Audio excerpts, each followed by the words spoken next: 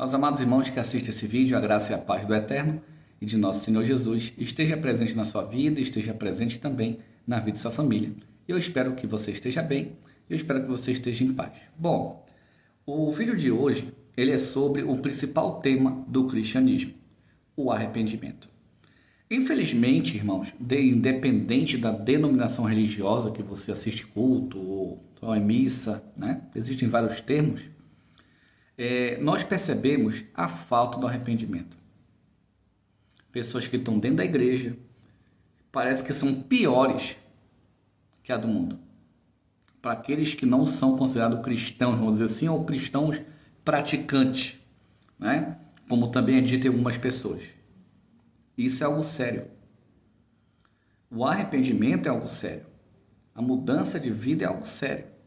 Vamos ver o que a Bíblia fala sobre isso e aprender a importância disso? Bom, primeiro, Mateus capítulo 4, versículo 17 diz assim: Desde então começou Jesus a pregar e a dizer: Arrependei-vos, porque é chegado o reino dos céus. Quantos cristãos hoje se arrependem de sua vida passada? De sua vida, talvez uma vida promíscua, uma vida cheia de adultério, de engano, de mentira e outras coisas mais. Quantos aceitaram Jesus e realmente se arrependeram? Infelizmente, hoje é pregado nas igrejas um Jesus coach. E não tenho nem coragem de repetir as bobagens que eu vejo por aí. Nem para falar exemplo aos irmãos, é nesse sentido. Mas, infelizmente, as pessoas não conseguem ou não entendem a importância do arrependimento. Muitas vezes, muitas pessoas não cristãs chegam assim, para quê? Eu já escutei pessoas falando isso. Eu trabalho dando aula, então você imagina uma sala de aula de quase 50 alunos. Professor, fulano de tal é crente, Deus me livre, melhor nem pisar na igreja. Então, a pessoa que dá mau testemunho, ele não se arrependeu. Se não se arrependeu, ele não tem Cristo. É o ponto mínimo, é o arrependimento. Ah, mas eu estou na igreja. E daí? Ah, mas eu faço isso. E daí? E daí? Judas era apóstolo. E daí? Muitos líderes religiosos na época de Jesus sabiam que Jesus era o Messias, acreditavam nele, mas não seguiam. E daí? É para colocar isso? Vamos pensar desse jeito.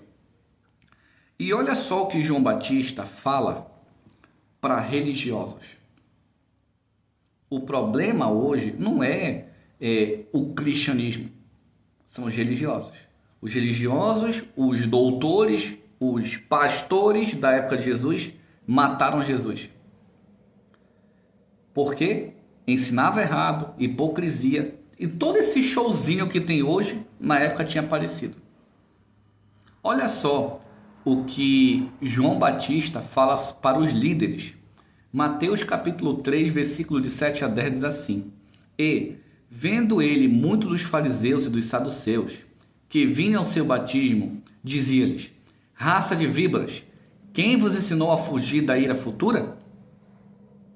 Isso aqui vale para muito líder hoje. Ah, você é líder, mas você vai ser julgado. Você prega, você vai ser julgado.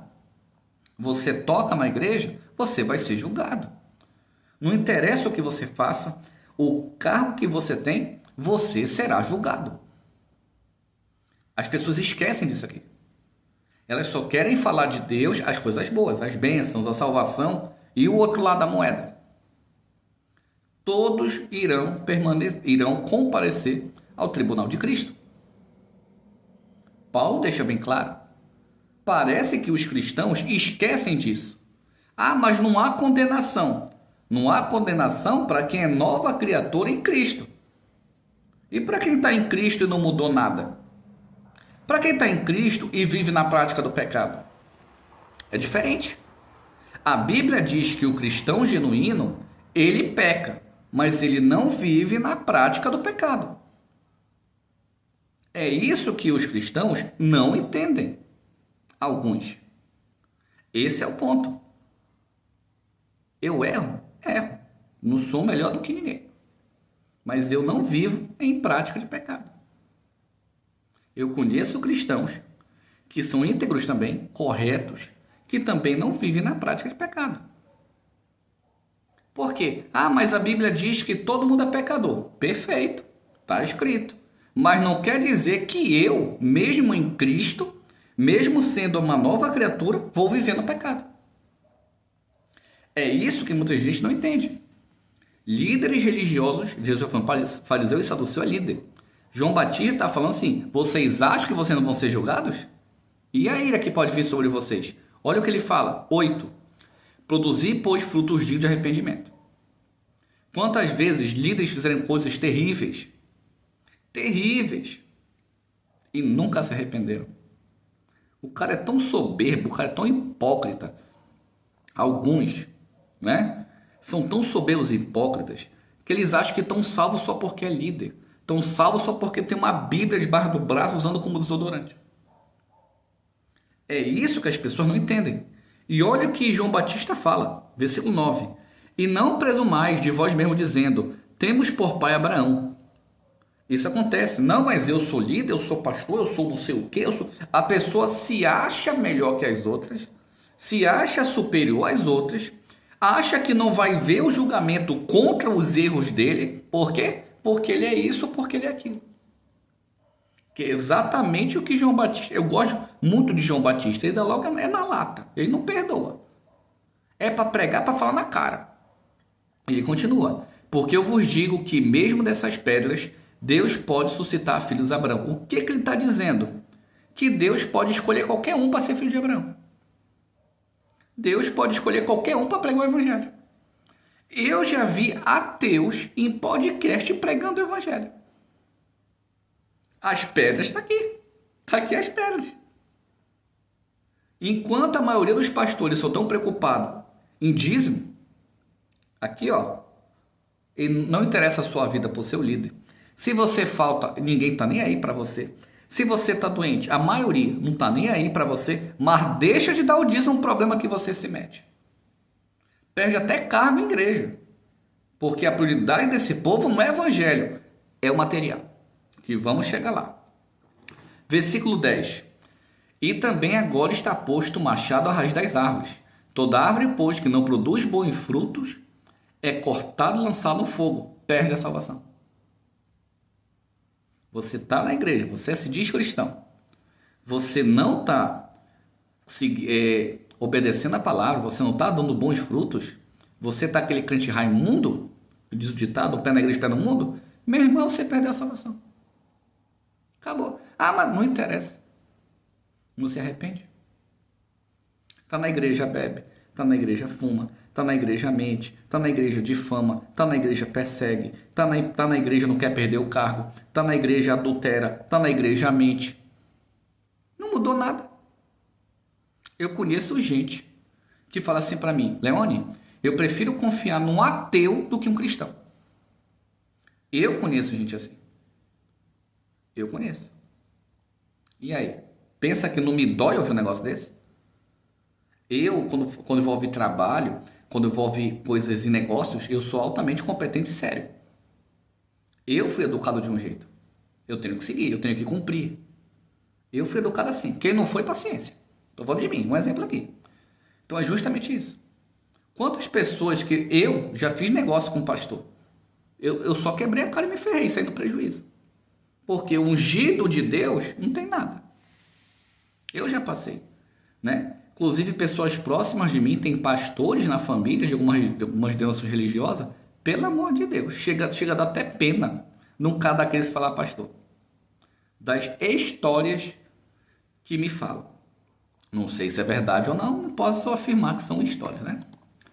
Algo muito interessante que acontece hoje em dia, das igrejas que só se preocupam com o dinheiro. Quase todas, né? Na hora de devolver a oferta. Isso aqui é uma coisa muito interessante, irmãos, porque deve ter gente que prega sobre isso. Eu nunca vi. Porque primeiro que eu não tenho muito tempo de ficar mexendo em rede social. Nem muita paciência. Mas as pessoas que têm mais tempo, eu nunca vi ninguém pregando esse ponto de Mateus 5. Mateus capítulo 5, versículo 23 a 28 dizem assim: Portanto, se trouxeres a tua oferta ao altar, e aí te lembrares que teu irmão tem algo contra você. Vamos entender isso aqui. Você que é cristão, você fez algo contra seu irmão. Você perseguiu seu irmão. Você difamou seu irmão. Você fez algo contra seu irmão. Você agrediu ele verbalmente, agrediu ele fisicamente. Você fez algo que prejudicou ele. Deus está dizendo, perdão, Jesus Cristo está dizendo que nós não devemos devolver a oferta se tiver isso. 24. Deixa ali diante do altar a tua oferta e vai reconciliar-te primeiro com teu irmão e depois vem e apresenta a tua oferta. Quantos pastores te ensinam isso? Quantos líderes pregam isso? Você devolve sua oferta na igreja. Você fez algo contra alguém. Você já foi pedir perdão para essa pessoa? Não. Ah, mas eu pedi perdão para Deus. Você não magoou somente Deus. Quando você fere o próximo, você peca contra Deus e contra o próximo. Então você tem que pedir perdão também para o próximo. Essa é a regra. Ah, mas se ele não quiser? Mateus 5, versículo 25 e 26. Diz assim: Concilia-te depressa com teu adversário, enquanto estás no caminho com ele, para que não aconteça que o adversário te entregue ao juiz, e o juiz te entregue ao oficial e te encerre na prisão. Em verdade te digo que de nenhuma maneira sairás dali enquanto não pagares o último centil ou último centavo. O que está acontecendo aqui? Quando você faz algo contra seu irmão, Jesus está dizendo que ele tem todo o poder de procurar a lei, de te processar, de querer justiça, de te cobrar o que você está devendo. A pessoa tem o direito. Então o que Jesus está dizendo? Antes de entregar a oferta, reconcilia-te com teu irmão, para que você não possa acontecer algo que possa te prejudicar. É isso aqui que Jesus está dizendo.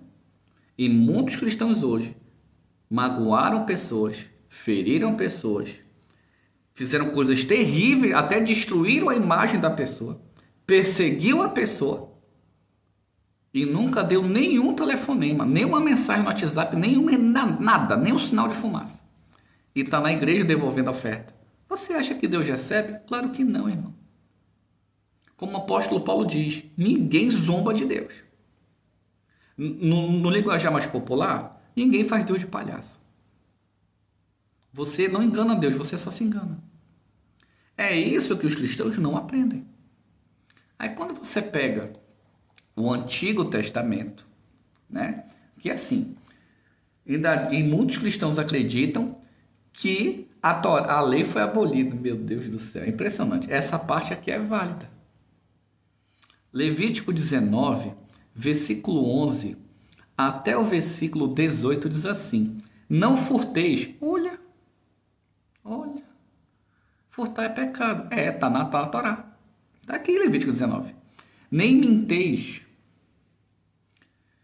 nem usareis a falsidade, cada um com seu próximo. Meu irmão, se eu fosse ver quantas pessoas foram falsas comigo, eu tenho provas. Não é falácia, eu tenho provas. Quantas pessoas já mentiram para mim? Eu tenho provas. Cristãs. É impressionante, né? 12. Nem jureis falso pelo meu nome, pois profanarás o nome do teu Deus. Eu sou o Senhor. Sabe com as pessoas que juram? Não, em nome de Deus e tal, eu juro. Cuidado. Cuidado com o que tu está jurando. 13. Não oprimirás o teu próximo, nem o roubará. A paga da diarista não ficará contigo até pela manhã. Isso aqui é importante. Isso aqui é importante, né? Tem gente que oprime o outro. Por exemplo, eu não tenho nada contra quem pensa diferente de mim. Eu não tenho nada contra.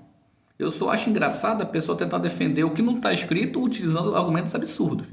Utilizando coisas que não está nem escrito. Eu acho absurdo, mas eu respeito. Eu posso não concordar, mas eu respeito. Eu não tenho problema. Já ao contrário, eu já passei por situações terríveis por pensar diferente. Já me xingaram, já levantaram voz para mim, falaram um monte de coisa, e eles têm o Espírito Santo e eu sou do diabo.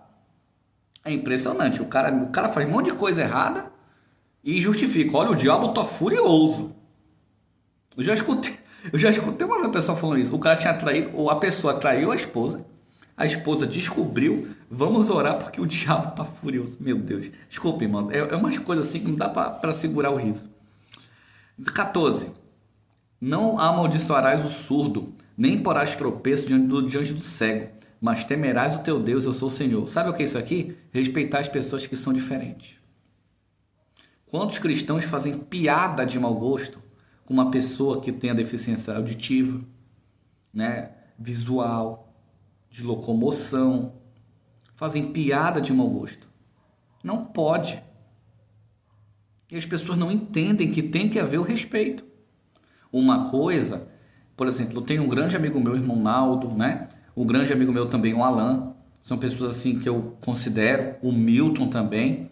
Que aí faz umas brincadeiras assim, mas é uma brincadeira que, com respeito.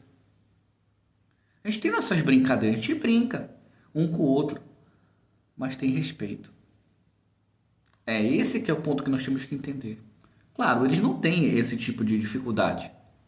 Mas eu, por exemplo, sou professor. Já tive aluno cego, já tive aluno surdo. E eu sempre respeitei. Até o meu material, ele era altamente adaptado. Porque eu tenho a ideia aqui de respeito com eles. Porque se fosse eu penso isso. Quando eu vou conversar com alguém, quando eu vou resolver alguma coisa com alguém, se fosse eu naquele lugar. Eu não sou melhor do que ninguém, mas eu tenho essa preocupação. Eu fui educado desse jeito. Né? 15. Não farás injustiça no juízo. Isso aqui é importante. Quantas pessoas já entraram em contato comigo, irmãos, de várias denominações religiosas, várias denominações, dizendo que foram injustiçadas. Ah, porque a pessoa é filho não sei de quem. Ah, porque a pessoa é parente do fulano. Ah, eu já fui injustiçado. Eu já fui. Né? Aí aqui Jesus continua. Não respeitarás o pobre, nem honrarás o poderoso. Com justiça julgará o teu próximo. O que Jesus está dizendo? Não importa se o cara é pobre ou é rico. Você tem que ser justo nas coisas. Mas infelizmente hoje, isso aqui não é uma falácia, mas nós sabemos que muitas igrejas têm um sistema de manter a família no poder, como no Instagram, semanas passadas, vários vídeos mostraram isso. Da família querer manter o poder na igreja, só uma família na liderança, isso acontece. E você acha que Deus está ali? Não está, irmãos. Não tá, não adianta. A não ser que você queira chamar a Bíblia de mentirosa. Aí tudo bem. Se você chama Deus de mentiroso, a Bíblia de mentiroso, lá Deus está presente. Mas a Bíblia diz o contrário.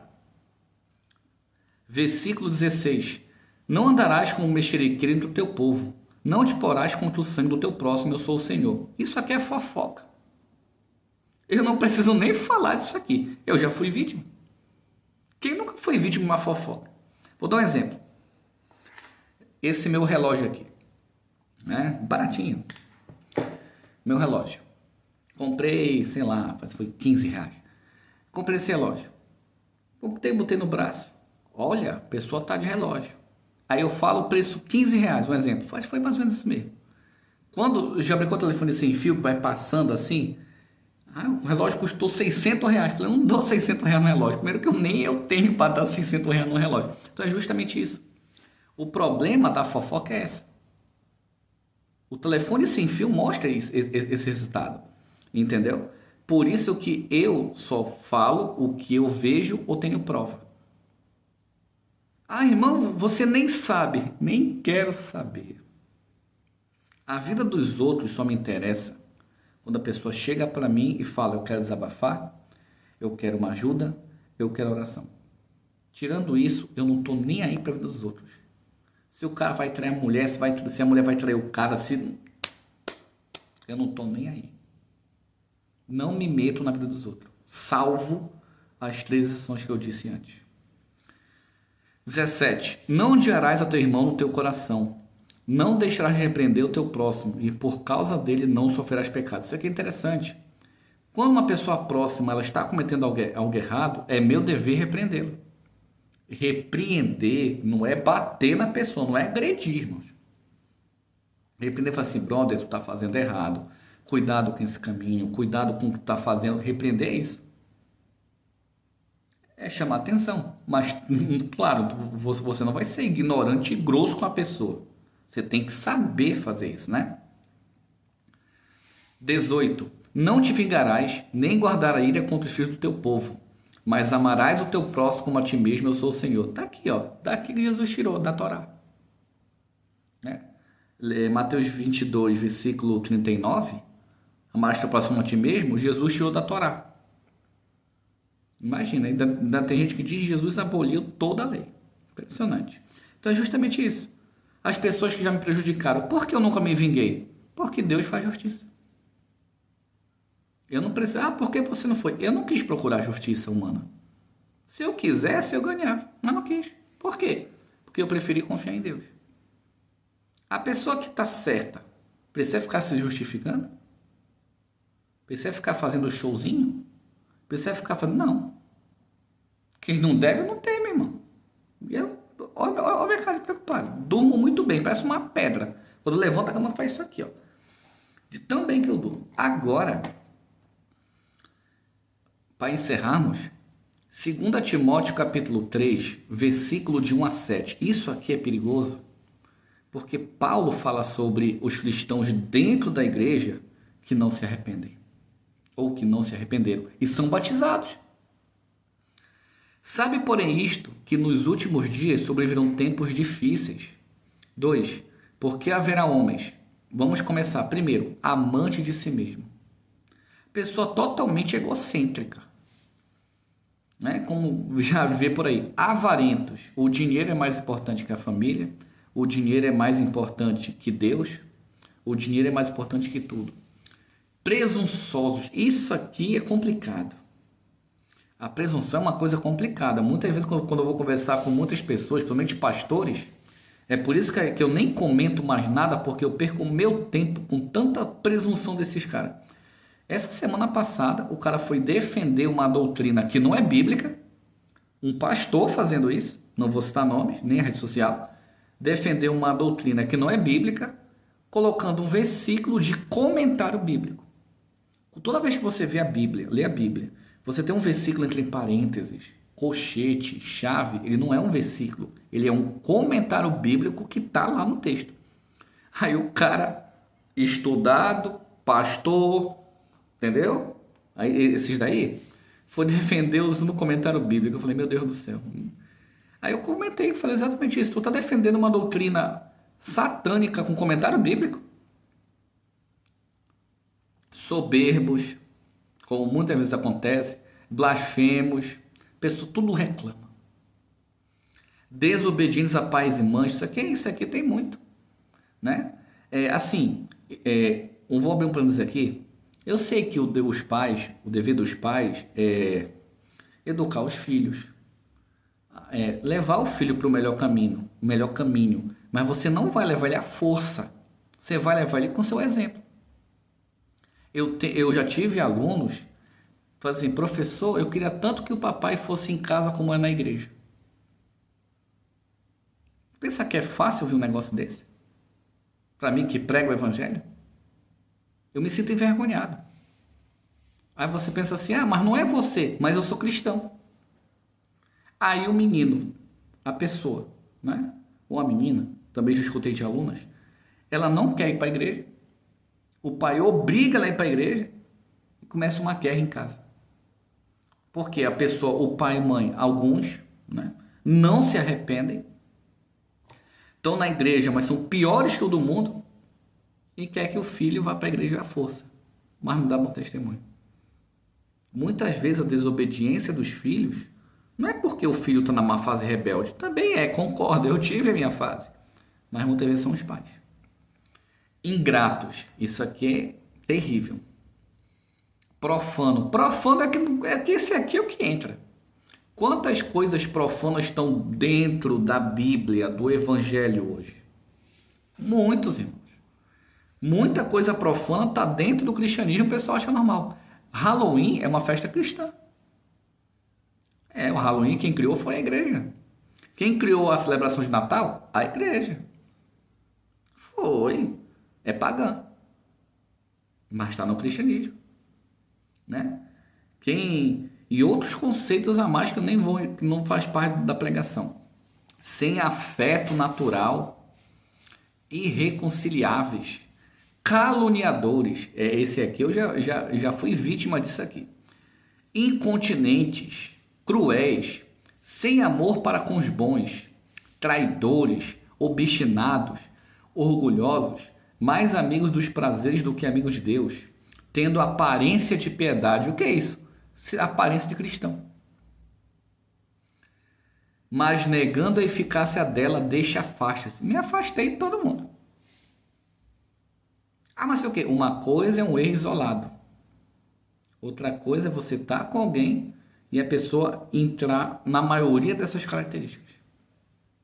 Se Paulo manda me afastar, eu me afasto. Mas vou explicar. Me afastar não é deixar de falar com a pessoa. Eu não faço acepção de pessoas. Eu não faço. Tem igrejas e denominações religiosas cristãs que fazem. Eu sei que faz. Eu sei. Porque eu já fui vítima desse tipo de situação em algumas denominações religiosas. Eu já fui vítima. Tem gente que não fala comigo porque o pastor disse que não era para falar. E eu tenho prova. É uma coisa muito triste. O líder, o pastor, fazendo o povo estar em pecado, fazer o povo pecar, que a acepção de pessoas é um pecado, e o povo não percebe isso. É triste, irmãos. O que acontece com esse tipo de gente? Versículo 6, 7.